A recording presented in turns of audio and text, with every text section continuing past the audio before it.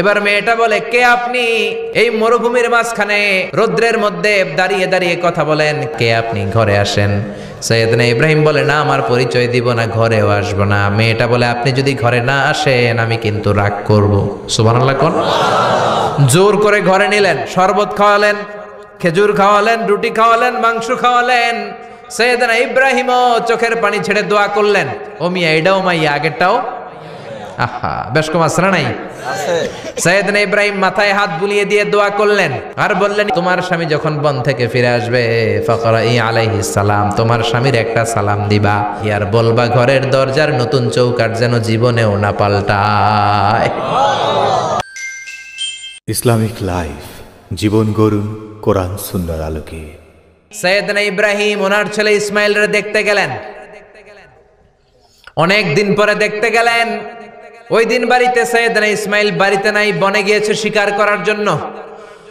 বাড়িতে সৈয়দনা ইসমাইলের বিবি সৈয়দনা ইব্রাহিম ঘরের দরজার বাইরে থেকে সালাম দিয়ে বললেন, আসসালামু আলাইকুম। ভেতর থেকে কর্কশ গলায় একটা মেয়ে সালামের উত্তর দিয়ে বলল, ওয়া আলাইকাস সালাম। গলার মধ্যে কোনো মায়া নাই, মহব্বত নাই।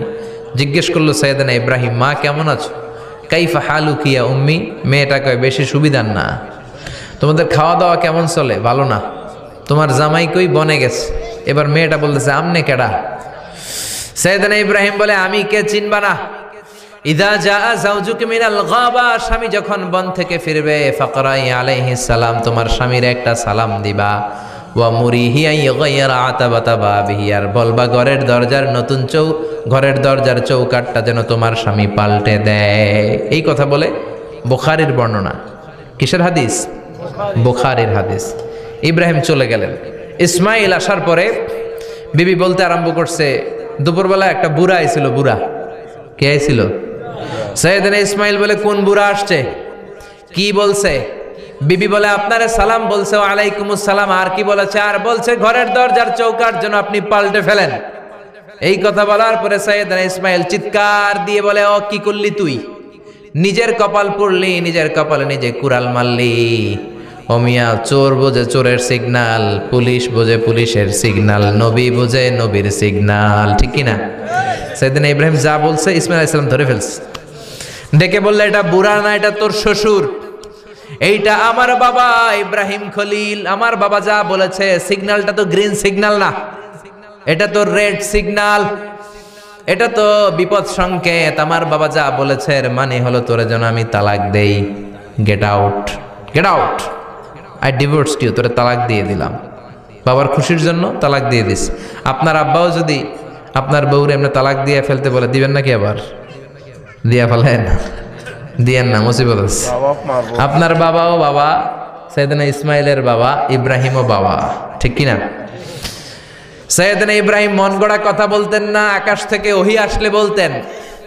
এই জন্য আপনার বাবা যদি বলে বউরে তালাক দিয়েন না, খবরদার।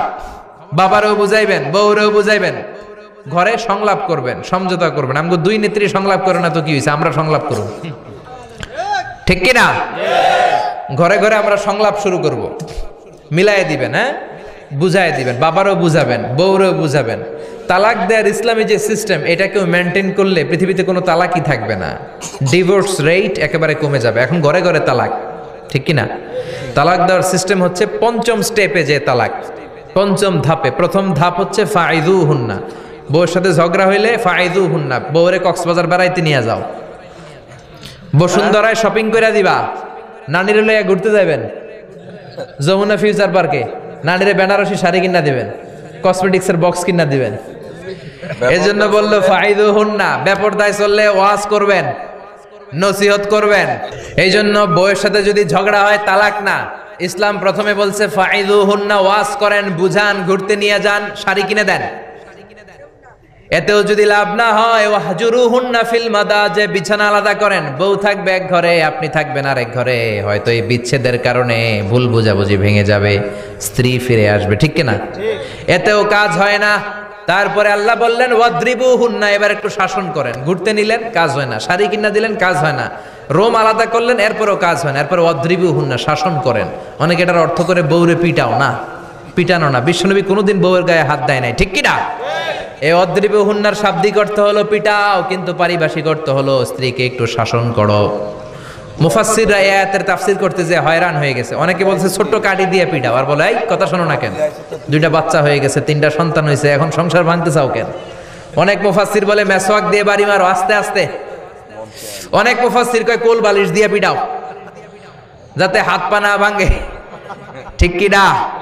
ওয়াদ্রিবুহুন্না, শাসন করো। শাসনও যখন কাজ হয় না, তারপরে আল্লাহ বললেন ফাবাআসু হাকামাম মিন আহলিহি হাকামাম মিন আহলিহা, উভয় পক্ষের মুরব্বীরা বসবে, মিলায় দেওয়ার চেষ্টা করবে। এতও কাজ হয় না, 4টা স্টেপ শেষ, 5ম স্টেপে তালাক। তাও রাগের ছোট যে আমরা বলে দিই 3 তালাক 22 তালাক, এভাবে না। তালাক 2 ধরনের, তালাক আর সুন্নি, তালাক আল বেদঈ। একটা সুন্নতি তালাক আর একটা বেদাতি তালাক। বেদাতি তালাক দেয়া যাবে না, সুন্নতি তালাক দিবেন। মানে প্রতি মাসে একটা। আপনার বউয়ের যখন মাসিক হয় না, যখন পিরিয়ড হয় না, আপনার বউ যখন সুস্থ আছে, ক্লিন আছে, তখন 1 তালাক। 1 মাসের মধ্যে ফিরে আনার সুযোগ আছে না নাই? 1 মাস পরে দিবেন 2য় তালাক। 2য় মাসেও ফিরে আনার সুযোগ আছে না নাই? ঘরে রাখবেন, হয়তো বিবিরে দেখে আপনার মনে ভালোবাসা জমবে, বিবির মন নরম হয়ে যাবে, বিবিকে ফিরে আনা যাবে। 3য় মাসে 3 তালাক যখন দিবেন, আর ফিরে আনার সুযোগ নাই। এটাকে বলে আত-তালাক আল বাঈন আল বাইনুনা। এরপরে আর ফিরে আনার সুযোগ নাই। এই প্রসিডিউরগুলো যদি মেনটেন করেন, তালাক হবে? তালাক হওয়ার সুযোগ আছে? এজন্য এগুলো মেনটেন করে তালাক দিবেন, ডিভোর্স রেট কমে যাবে। ওমরে ফারুকের জামানায় এক লোক তার স্ত্রীকে 100 তালাক দিছে। কয় তালাক? এরকম ডাকাত বাংলাদেশও আছে না নাই? 100 তালাক দিছে। এখন ওয়াইফ যে ওমরে ফারুককে বিচার দিছে, ওমরে ফারুক বলল তোমার হাজবেন্ডকে ডেকে আনো। ডেকে আনা হলো, কিরে কয় তালাক দিছস? কয় 100 তালাক। দিবি 3 তালাক, 100 তালাক দিছস কেন? কয় মেজাজ গরম আছিল। ওমরে ফারুক বলে ঠিক আছে, বিচার হলো 3 তালাকে তোর বউ তালাক, বাকি 97 তালাক এখন তোর পিঠে পড়বে। সুবহানাল্লাহ পড়েন। এরকম যদি মাইট দেওয়া যেত জায়গা মতো, সব তালাক বন্ধ হয়ে যেত। চিল্লায় বলেন ঠিক কি না?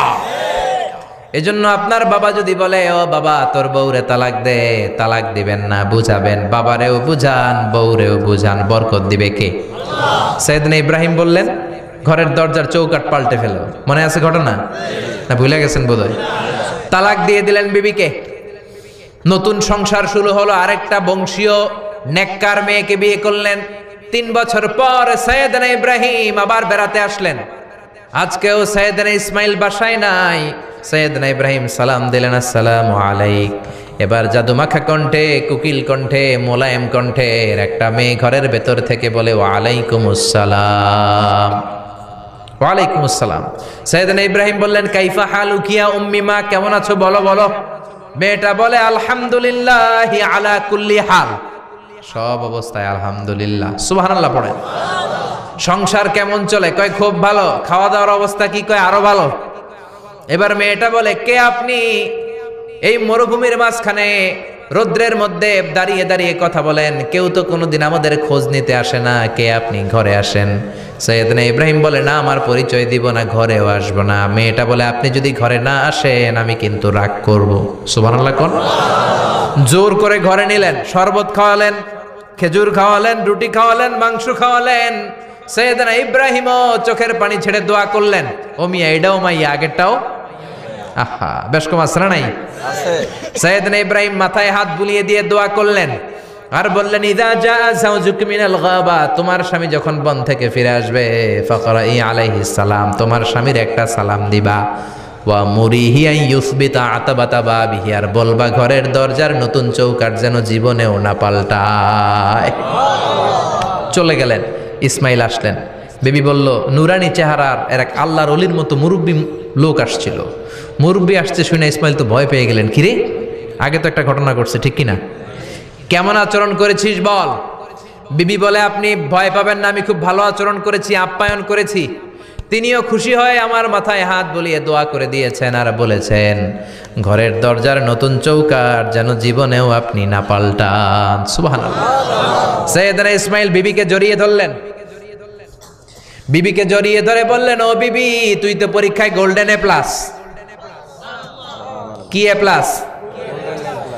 যেই মুরব্বী লোকটা এসেছিল সাধারণ কোনো মানুষ নয়, তোমার শ্বশুর আমার বাবা ইব্রাহিম খালিল। আমার বাবা যেই কথা বলে গিয়েছেন, যে ইঙ্গিত দিয়েছেন, এটা তো গ্রিন সিগন্যাল।